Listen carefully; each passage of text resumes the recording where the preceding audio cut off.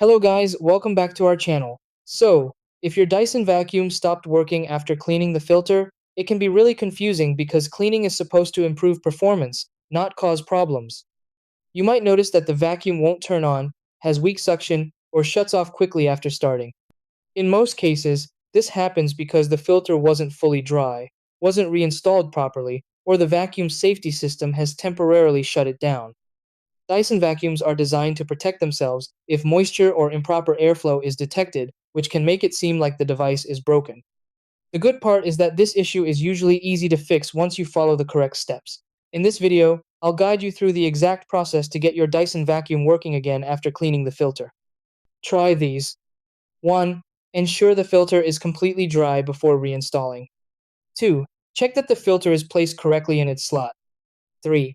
Turn the vacuum off and let it rest for a few minutes. 4. Inspect for any blockage in airways or attachments. 5. Reassemble all parts securely before powering on.